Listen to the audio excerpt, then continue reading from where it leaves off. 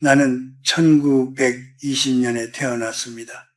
올해로 105살, 강의실에서 평생을 보낸 늙은 교수입니다. 전쟁도 겪었고 굶주림도 겪었고 나라가 하루아침에 무너졌다가 다시 일어서는 모습도 두 눈으로 보았습니다.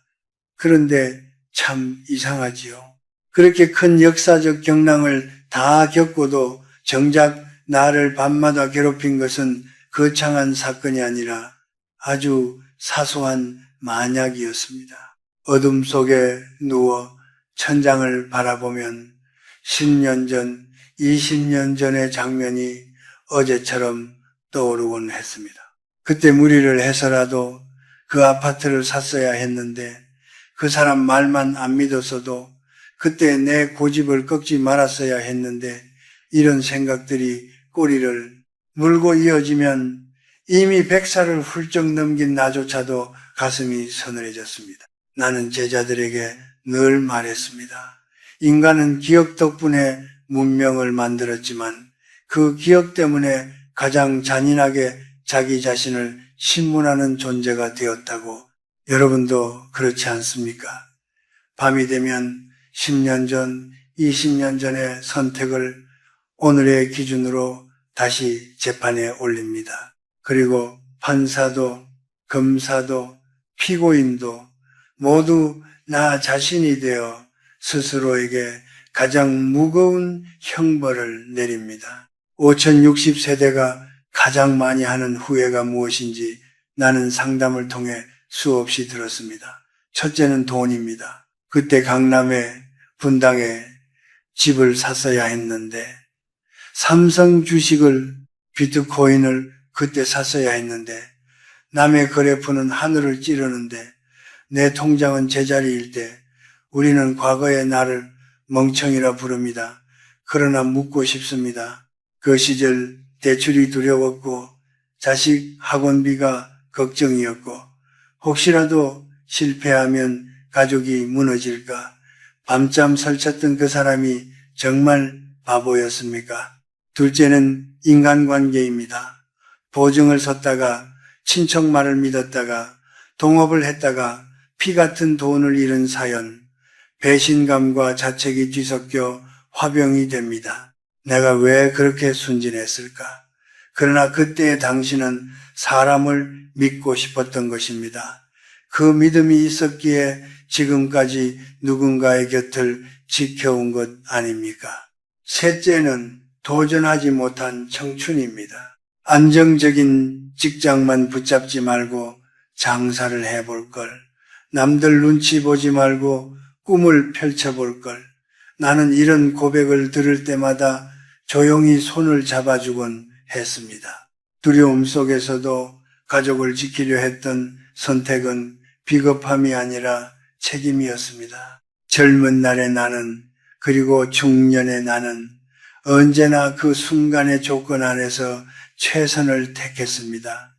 정보도 부족했고 돈도 넉넉지 않았고 세상은 늘 불안했습니다. 지금 우리는 결과를 다 알고 있습니다.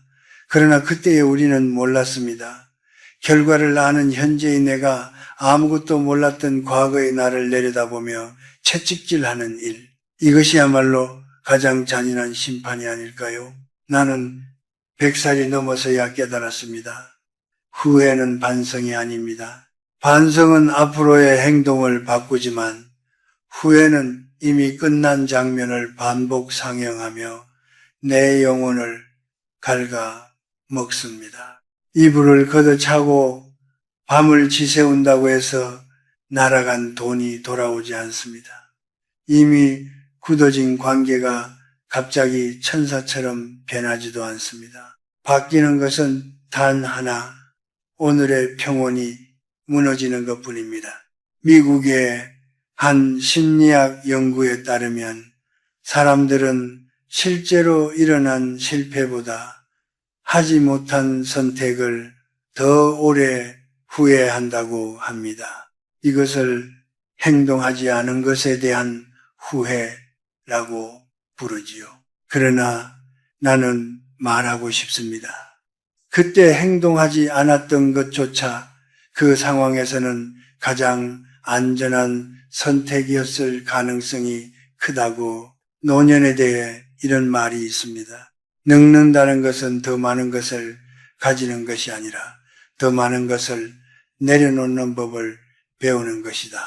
나는 이 문장을 참 좋아합니다.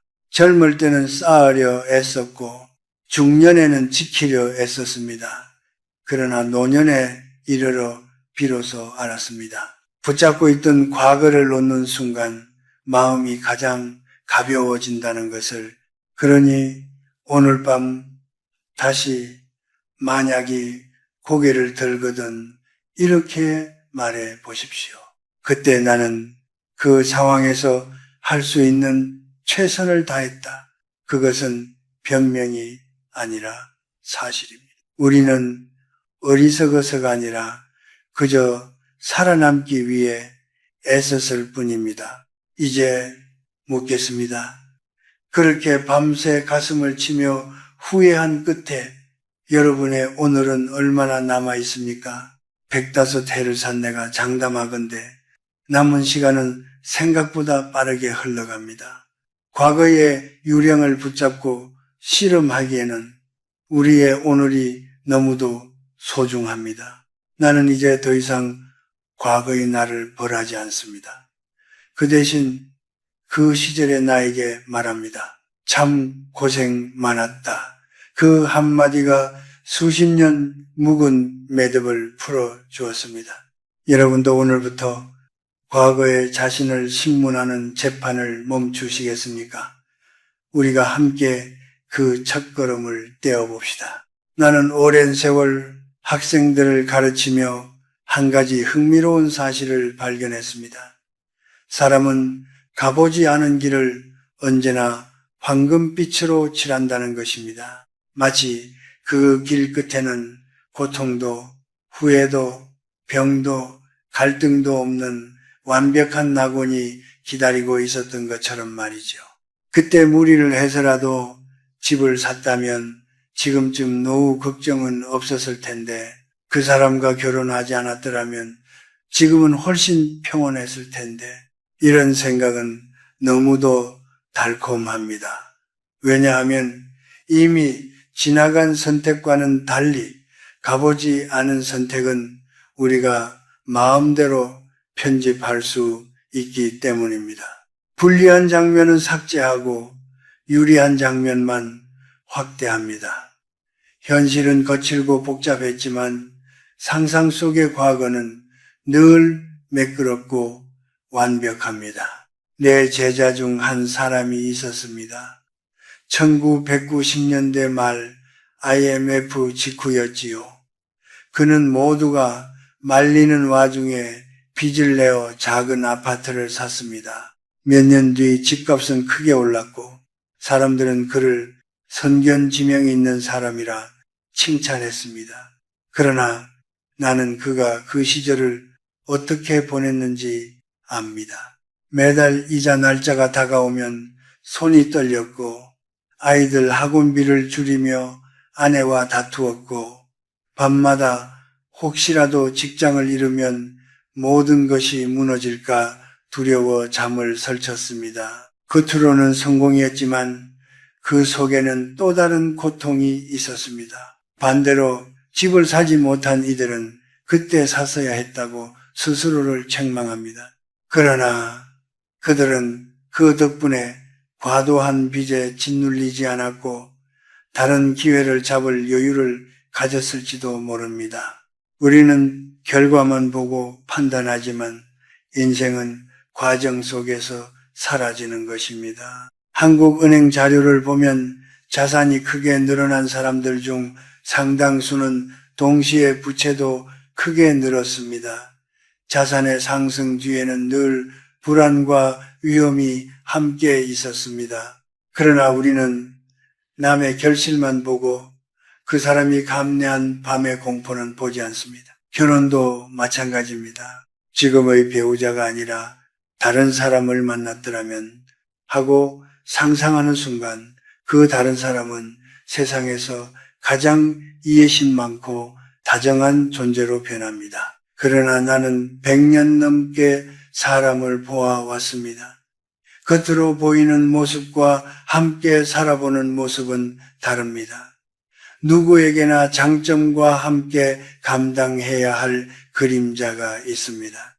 영국의 한 시인이 이런 말을 남겼습니다. 젊음은 가능성을 보고 노년은 대가를 본다. 젊을 때는 선택의 화려함이 눈에 들어옵니다. 그러나 늙어보니 알겠습니다. 모든 선택에는 반드시 가격표가 붙어 있습니다. 다만 그 가격이 돈이냐 시간이나 관계냐의 차이일 뿐입니다. 나는 전쟁통에 학자의 길을 택했습니다. 먹고 살기 힘든 시대에 공부를 계속하겠다는 선택은 어리석어 보였지요. 친구들 중 일부는 사업을 하며 큰 돈을 벌었습니다. 한때 나는 속으로 생각했습니다. 나도 다른 길을 택했더라면. 그러나 세월이 흐르고 보니 그들 중 몇천 사업 실패로 모든 것을 잃었고 몇천 건강을 잃었습니다. 반대로 나는 부자는 아니었지만 평생 학생들과 토론하며 정신의 기쁨을 누렸습니다. 어떤 선택이 더 옳았다고 단정할 수 있을까요? 없습니다. 우리는 그저 다른 짐을 졌을 뿐입니다. 가보지 않은 길은 정답이 아닙니다. 그저 다른 종류의 무게를 지는 길이었을 뿐입니다. 그런데도 우리는 현재의 피로와 상처를 보며 상상 속의 과거를 천국으로 미워합니다. 이것이 마음의 착시입니다. 노년에 이르러 나는 이런 말을 자주 합니다. 인생은 비교하는 순간 불행해지고 받아들이는 순간 가벼워진다. 비교는 언제나 나를 패배자로 만듭니다. 그러나 받아들이는 순간 비로소 숨이 트입니다. 여러분이 밤마다 떠올리는 그 만약의 세계를 한번 냉정하게 바라보십시오. 그 세계에도 빚이 있었을 것이고 다툼이 있었을 것이고 또 다른 후회가 있었을 것입니다. 인간은 어떤 선택을 해도 완벽히 만족하지 못합니다. 이것이 나이 들어 얻은 가장 솔직한 결론입니다. 그러니 가보지 않은 길을 황금빛으로 칠해놓고 이미 걸어온 길을 흙탕물처럼 여기지 마십시오. 우리가 지나온 길에도 분명 의미가 있었고 그 길 위에서 우리는 수없이 버텼고 사랑했고 책임졌습니다. 105해를 살아보니 알겠습니다. 완벽한 인생은 존재하지 않습니다. 다만 끝까지 걸어낸 인생만이 있을 뿐입니다. 이제 여러분께 다시 묻겠습니다. 정말로 그때 다른 선택을 했다면 모든 것이 해결되었을 것이라 확신하십니까? 아니면 그저 다른 모양의 고민을 안고 또 다른 밤을 지새웠을까요? 이 질문을 마음에 품고 우리는 다음 이야기를 나누어야겠습니다. 왜 우리는 알면서도 밤마다 그 쓰레기통을 다시 뒤지는지 말입니다. 나는 95이 되었을 무렵 비로소 한 가지를 인정했습니다. 우리를 괴롭히는 것은 사건 그 자체가 아니라 그 사건을 반복 재생하는 기억의 방식이라는 사실을 말입니다. 낮에는 괜찮습니다. 사람을 만나고 일을 보고 시장을 다녀오고 손주와 통화를 하다 보면 과거는 조용히 구석에 앉아 있습니다. 그런데 밤이 되면 이야기가 달라집니다. 불이 꺼지고 세상이 고요해지면 기억은 마치 오래된 필름처럼 또각또각 돌아가기 시작합니다. 62세 박 여사를 떠올려 보십시오. 10년 전 시동생 사업 자금으로 큰 돈을 빌려주었습니다. 그때 강남의 아파트를 살 기회가 있었지요. 지금 그 아파트 값은 몇 배가 되었고 돈은 돌려받지 못했습니다. 밤 11시 불을 끄고 누우면 그 장면이 번쩍 떠오릅니다. 심장이 빨리 뛰고 옆에서 코 고는 남편이 원망스럽습니다. 그때 내 말을 들었어야 했는데 여기까지는 이해할 수 있습니다. 그러나 더 무서운 것은 그 다음입니다. 박 여사는 자신도 모르게 한 편의 드라마를 완성합니다. 나는 남편과 시댁 때문에 청춘과 재산을 잃은 비련의 주인공이다. 이 서사는 슬프지만 동시에 강력합니다. 왜냐하면 그 안에서는 내가 완전한 피해자이기 때문입니다. 책임도 우연도 복잡한 상황도 사라지고 단순한 가해자와 피해자만 남습니다. 나는 수십 년간 상담을 하며 이런 장면을 수없이 보았습니다. 사람은 고통스러운 기억을 붙잡으면서도 그 안에서 묘한 정체성을 얻습니다. 나는 이렇게 희생했다는 이야기 속에서 스스로의 존재 이유를 확인하는 것입니다. 이것이 기억의 함정입니다. 통계청 자료를 보면 한국의 50, 60대가 가장 크게 느끼는 불안은 노후 자금 부족입니다. 자산 격차도 세대 안에서 크게 벌어져 있지요. 이런 사회적 배경 속에서 과거의 재테크 실패는 단순한 사건이 아니라 자신의 가치 전체를 흔드는 문제로 느껴집니다. 그래서 기억은 더 집요해집니다. 그러나 냉정하게 봅시다. 10년 전의 선택이 오늘 밤 갑자기 바뀔 수 있습니까? 아닙니다. 그런데도 우리의 뇌는 마치 지금 당장 해결해야 할 위기인 것처럼 경보를 울립니다. 왜 그럴까요? 뇌과학자들의 연구에 따르면 밤이 되면 이성적 판단을 담당하는 전두엽의 활동이 낮보다 떨어진다고 합니다. 반면 감정과 관련된 영역은 상대적으로 민감해집니다. 쉽게 말해 밤에는 걱정이 과장되기 쉬운 구조입니다. 100살이 넘은 나도 이 사실을 알고 나서야 비로소 안심이 되었습니다. 아, 이건 내 인생이 망해서가 아니라 뇌가 피곤해서 과장하고 있구나. 또 하나 중요한 점이 있습니다. 우리는 같은 기억을 떠올릴 때마다 그 기억을 조금씩 수정합니다. 원래의 사건보다 더 극적으로, 더 불공평하게, 더 비극적으로 덧칠합니다. 그렇게 몇 년이 지나면 실제보다 훨씬 과장된 장면이 머릿속에 자리 잡습니다. 결국 우리는 과거의 사실이 아니라 스스로 편집한 이야기와 싸우는 셈입니다. 나는 제자들에게 늘 이렇게 말했습니다. 기억은 기록이 아니라 해석이다. 그 해석이 나를 살리기도 하고 죽이기도 합니다. 젊은 날 전쟁터에서 동료를 잃은 기억이 있습니다. 오랫동안 나는 그날을 떠올리며 스스로를 탓했습니다. 내가 더 빨리 움직였더라면. 그러나 세월이 흐르며 깨달았습니다. 그 상황에서 25세 내가 할 수 있는 일은 극히 제한적이었다는 것을, 그 사실을 받아들이는 데만 수십 년이 걸렸습니다. 여러분의 후회도 마찬가지입니다. 그때의 정보, 그때의 경제 상황, 그때의 가족 형편, 그때의 두려움, 그 모든 조건을 지운 채 오늘의 기준으로 재판을 여는 것은 공정하지 않습니다. 그 재판은 애초에 결과가 정해져 있습니다. 피고인은 언제나 유죄, 바로 나 자신입니다. 노년에 대한 이런 말이 있습니다. 늙는다는 것은 용서할 대상을 넓혀가는 일이다. 처음에는 남을 용서하고 그 다음에는 세상을 용서하고 마지막에는 자신을 용서하게 됩니다. 나는 이 말을 온몸으로 실감했습니다.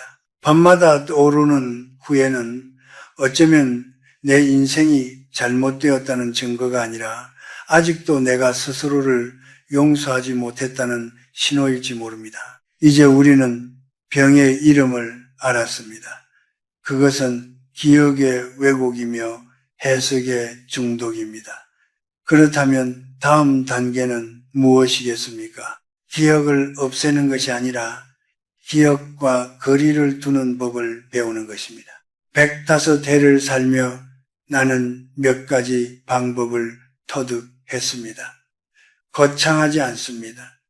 그러나 놀라울 만큼 효과가 있었습니다. 이제 그 이야기를 해볼 차례입니다. 이제 나는 105해를 살며 몸으로 익힌 방법을 말씀드리려 합니다. 거창한 철학도 어려운 이론도 아닙니다. 다만 수많은 밤을 통과하며 얻은 아주 소박한 기술들입니다. 먼저 생각으로 생각을 이기려 하지 마십시오. 그만 생각하자, 잊어버리자. 이렇게 이를 악물수록 오히려 그 장면은 더 선명해집니다. 심리학에서는 이것을 흰 곰 효과라고 부르지요. 절대 떠올리지 말라고 하면 더 또렷해지는 현상입니다. 나 역시 젊은 시절 잊고 싶은 장면을 억지로 밀어내려다 밤을 꼬박 새운 적이 많았습니다. 그래서 나는 방식을 바꾸었습니다. 머리를 설득하는 대신 몸을 움직이기 시작했습니다. 침대에 누워 15분이 지났는데도 후회가 꼬리를 문다면 나는 조용히 일어났습니다. 거실로 나가 찬물 한 컵을 마시고 창문을 조금 열어 밤 공기를 들이마셨습니다.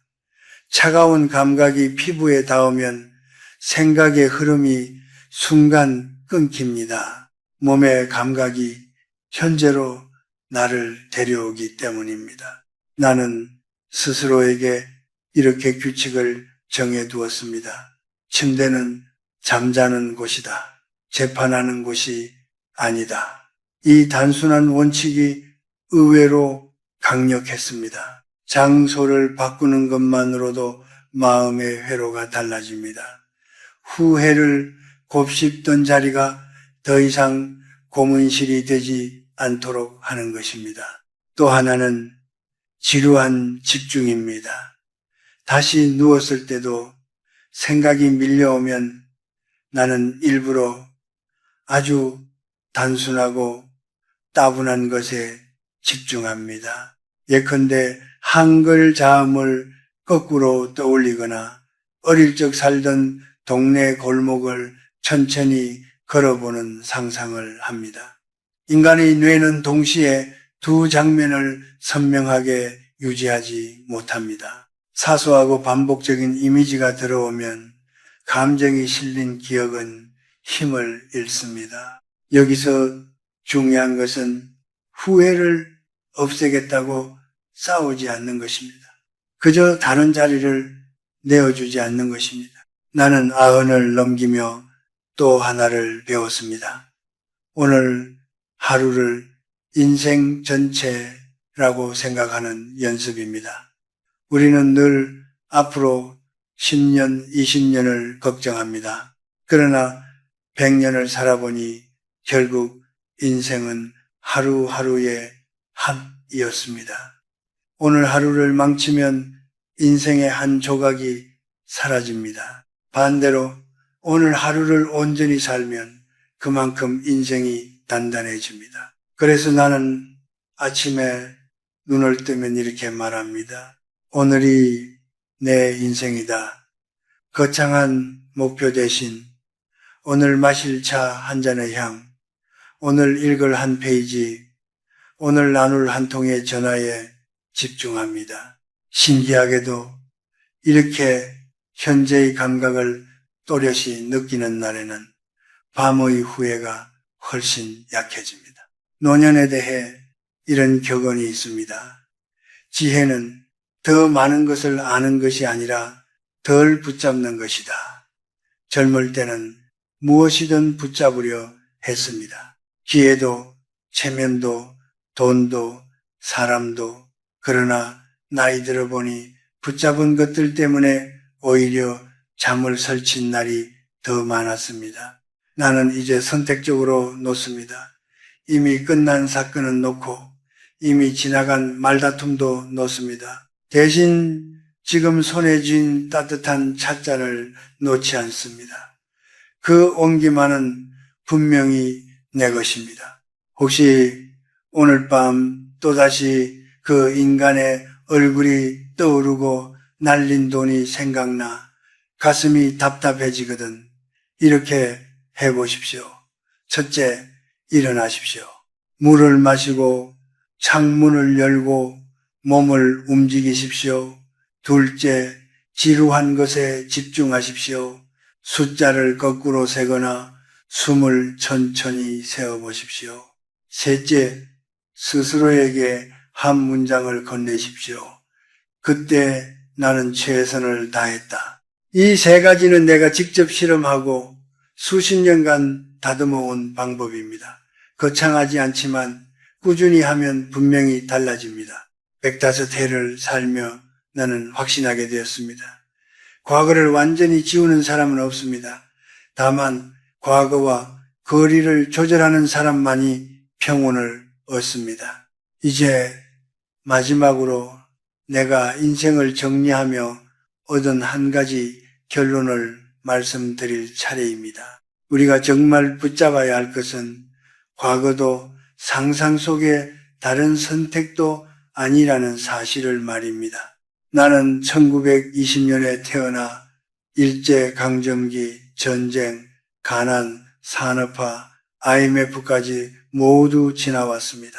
내 인생의 장부를 펼쳐보면 잘한 선택보다 어설픈 선택이 더 많을지도 모릅니다. 투자에 서툴렀고 인간을 너무 믿었던 적도 있었으며 자식에게 괜히 큰 소리를 냈던 밤도 있었습니다. 그러나 105해를 살아보니 분명히 말할 수 있습니다. 내 인생을 결정지은 것은 그때 무엇을 선택했는가 보다 그 선택 이후를 어떻게 살아냈는가 였습니다.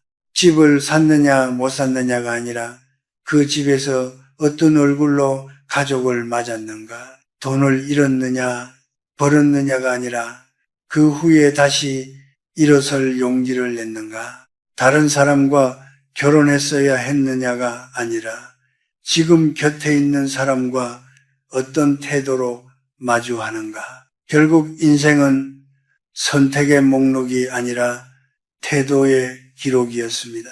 나는 제자들의 장례식도 가보았고 동년배 친구들을 거의 다 떠나보냈습니다. 그때마다 가슴에 남는 것은 그때 그 주식을 샀어야 했어 라는 말이 아니었습니다. 그래도 우리 참 열심히 살았지 이 한마디였습니다. 통계에 따르면 한국인의 평균 기대 수명은 이제 80세를 훌쩍 넘습니다.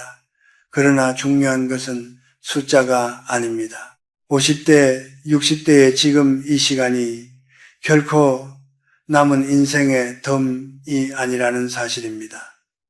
오히려 이 시기는 가장 자유롭게 생각을 고칠 수 있는 나이입니다. 자식도 어느 정도 컸고 직장도 정리되어 가고 비로소 내 마음을 돌아볼 여유가 생긴 시기입니다. 노년에 대해 이런 말이 있습니다. 황혼은 빛이 사라지는 시간이 아니라 빛이 부드러워지는 시간이다. 나는 이 문장을 참 사랑합니다. 젊은 날의 빛은 눈부셨지만 거칠었습니다. 그러나 지금의 빛은 조용하고 깊습니다. 후회를 붙잡고 있기에는 이 부드러운 빛이 너무 아깝습니다. 여러분이 밤마다 붙들고 있는 그 과거는 이미 끝난 장면입니다. 그것을 100번 돌려본다고 해서 결말이 바뀌지 않습니다. 대신 오늘의 장면은 아직 촬영 중입니다. 오늘의 표정, 오늘의 말 한마디, 오늘의 식탁 분위기는 지금 이 순간 바꿀 수 있습니다. 나는 이제 매일 아침 이렇게 다짐합니다. 내 인생의 황금기는 과거가 아니다. 바로 오늘이다. 105살 노인의 말이니 허투루 듣지 않으셔도 됩니다. 나는 정말로 지나간 어느 시절보다 오늘이 더 귀합니다. 왜냐하면 오늘만이 내가 숨쉬고 선택하고 사랑할 수 있는 시간이기 때문입니다. 혹시 지금도 마음 한구석에서 그래도 아쉽다는 소리가 들립니까? 괜찮습니다. 인간이기에 아쉬움은 남습니다. 그러나 그 아쉬움 위에 집을 짓고 살지는 마십시오. 그 위에는 발을 디디는 것만으로 충분합니다. 이제 여러분께 부탁드립니다. 오늘 밤 잠들기 전에 마음속으로 이렇게 선언해 보십시오. 나는 더 이상 과거를 후회하지 않겠다. 내 인생의 황금기는 바로 오늘이다. 이 문장을 조용히 되뇌는 순간 수십 년 묵은 사슬이 조금 느슨해질 것입니다. 완전히 끊어지지 않아도 괜찮습니다. 다만 오늘 하루만큼은 가볍게 숨 쉬십시오. 105해를 산 한 늙은 교수가 여러분의 남은 날들이 아니라 지금 이 하루를 진심으로 응원합니다. 우리는 이미 충분히 애써 왔습니다. 이제는 조금 편안해져도 됩니다.